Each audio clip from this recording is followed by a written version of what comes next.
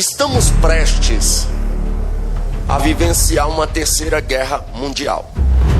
Um amigo meu do Rio de Janeiro, há uns 3 anos atrás, ele falou comigo: Gabriel, tu já ouviu falar na profecia de 1968? Eu disse não. Ele falou: você precisa ter conhecimento.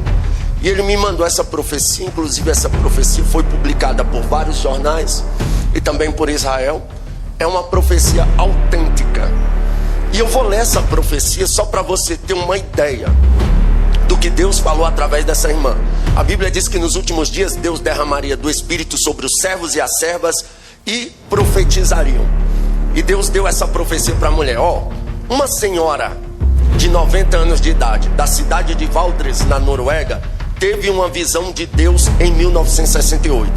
O evangelista Emanuel Minos teve reuniões na cidade onde esta mulher residia. Ele se encontrou com ela e lhe relatou o que vira a senhora. Ele anotou tudo, mas achou aquilo muito estranho e guardou a profecia em uma gaveta. 30 anos depois, decidiu que era hora de compartilhar a visão daquela mulher com outras pessoas.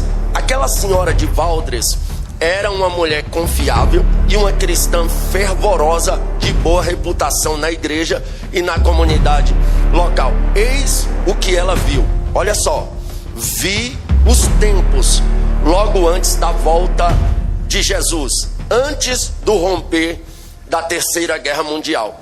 Vi os eventos com os meus olhos naturais. Vi o mundo em forma de um globo e vi os países da Europa, vi a Escandinávia, vi a Noruega. Vi certas coisas que acontecerão logo antes do retorno de Jesus, antes da última calamidade. Calamidade esta que a humanidade nunca experimentou.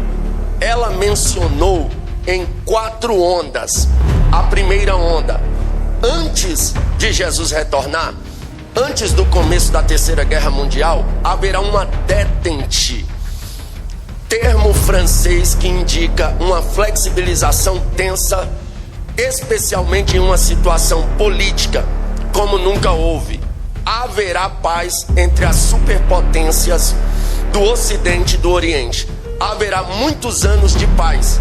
Lembre-se, ela viu isso em 1968, no auge da Guerra Fria. Emanuel Minos: neste tempo de paz haverá desarmamento de muitas nações, também na Noruega, que não estará preparada quando chegar a guerra. A terceira guerra mundial começará de uma maneira imprevisível e de uma forma que ninguém supõe, e a partir de uma região de onde não se espera. Olha, essa primeira onda cumpriu-se.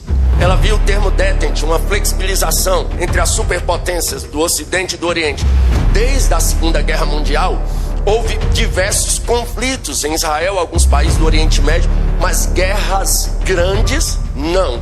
Então, no auge da Guerra Fria, que era a guerra onde as pessoas estavam se armando, se preparando para possíveis conflitos, ela teve essa visão de uma flexibilização. Ninguém imaginava, mas se cumpriu.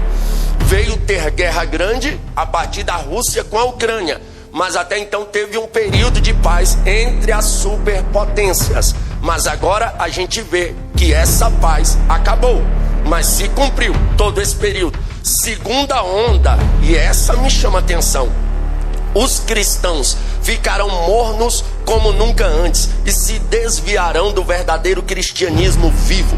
Os crentes não quererão mais ouvir pregações penetrantes, não vão querer ouvir mais como antigamente sobre o pecado e a graça, a lei e o evangelho, arrependimento e restauração.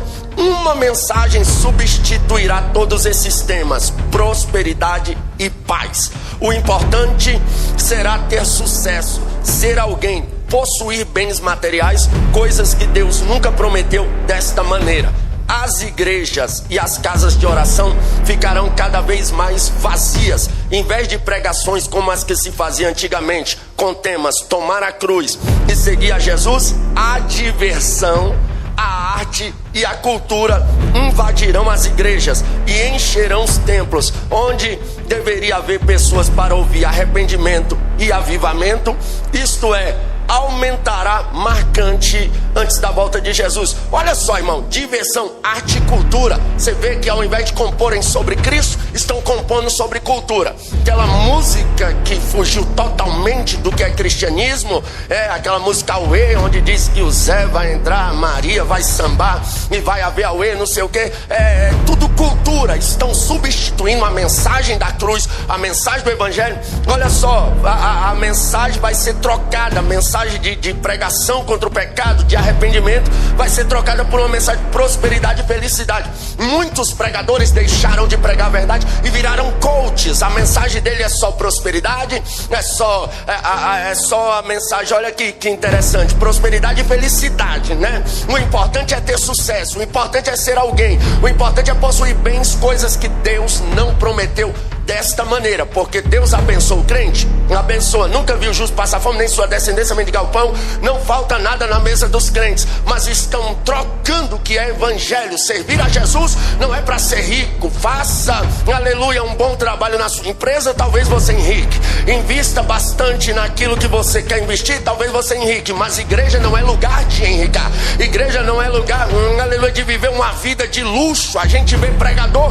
que vive ostentando em Mercedes, BMW, carros de luxo, hotéis de luxo, mas no dia do juízo Deus vai requerer, aleluia. Olha só, terceira onda, haverá uma desintegração moral como a velha Noruega jamais viu.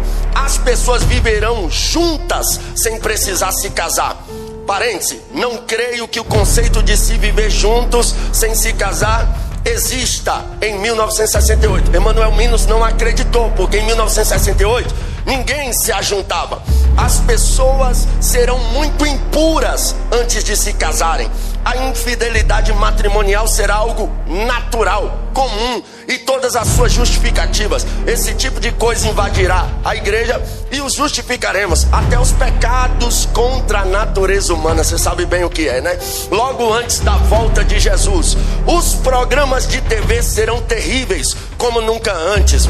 A TV era recém-chegada em 1968 na Noruega. Os programas de TV serão cheios de violência, ensinando as pessoas a matar e a destruir uns aos outros, e as ruas ficarão inseguras. Pessoas imitarão cenas vistas na TV. Não haverá apenas uma estação de TV, mas haverá muitas. Ela não conhecia a palavra canal de TV como nós conhecemos hoje, por isso ela falava estações de TV. As estações serão muitas, como hoje são as emissoras de rádio, e serão repletas de violência. As pessoas usarão as estações de TV para se divertirem.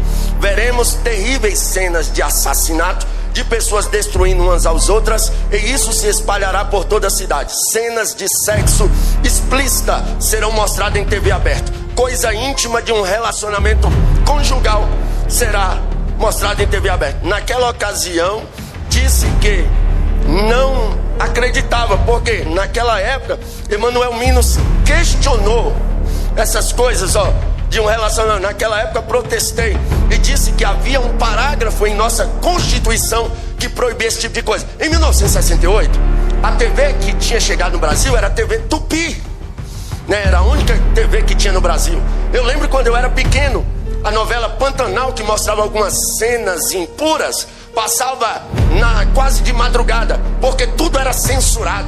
E ela disse que tudo seria mostrado em TV aberta. Hoje nós temos que ter cuidado com o que os nossos filhos estão assistindo, porque até desenho de criança está mostrando imoralidade explícita. Ela disse cenas de assassinato, e as pessoas se comportariam conforme. Olha aí, tudo que acontece nas séries, as pessoas adorando e se alegrando, ficando feliz com séries chamada Lúcifer, as pessoas reverenciando Lampião como se ele fosse um herói, sendo que Lampião foi um bandido perigoso que matou, roubou e maltratou muita gente. As pessoas assistindo séries como La Casa de Papel e torcendo para os bandidos, a criminalidade aumentando. Tudo que passou em TV aberta, hoje a gente vê ao vivo, é filho matando pai, pai matando filho. Tudo que essa mulher ela preveu, aconteceu. Olha só, quarta onda, gente de países pobres invadirá a Europa.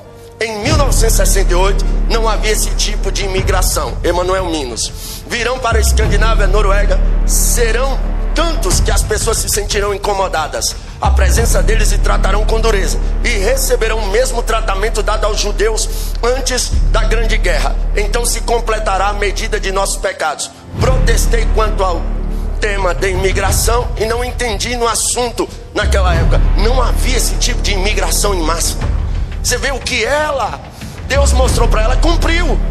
As pessoas de países pobres migraram para a Europa e lá foram tratados com dureza, expulsos de lá. Nós vimos recentemente Portugal, os Estados Unidos, países da Europa expulsando os imigrantes de países pobres. E naquela época não existia isso. Emmanuel até questionou. A mulher chorava e dizia: eu não verei essas coisas. Você sim. Isso aqui é forte.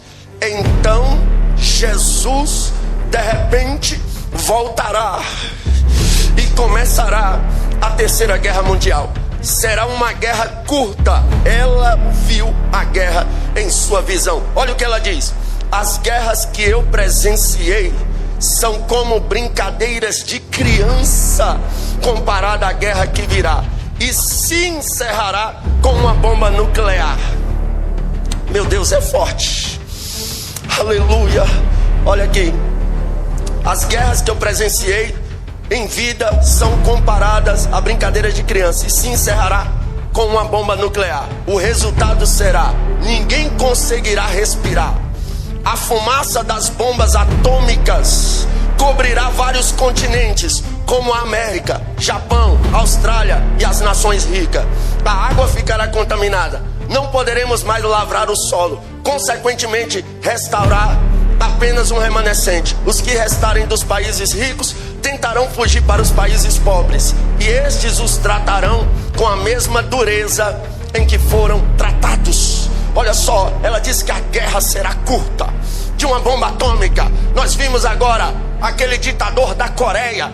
Ele anunciou em público que a bomba que ele tem lá é capaz de explodir uma nação inteira. Nós estamos vendo, a Rússia também alertou: eu tenho bomba para destruir uma nação inteira. Os Estados Unidos também alertaram: temos bomba para destruir uma nação inteira. Olha só, a partir da Venezuela, o que aconteceu no Irã. O mundo está em alerta. A igreja está vivendo esse sono. A desintegridade moral está acontecendo. Está tudo aí. A qualquer momento a trombeta vai tocar. É claro que a Bíblia diz que ninguém sabe o dia nem a hora em que o Filho do Homem há de vir. Tudo que ela preveu aconteceu até agora, menos a volta de Jesus e a terceira guerra mundial. Pregador, será que Jesus vem antes da grande tribulação? Será que Jesus vem antes? Aleluia. Muita gente defende que Jesus vai vir depois, outros defendem que Jesus vai vir antes. Mas ele vindo antes ou depois, a igreja precisa estar preparada.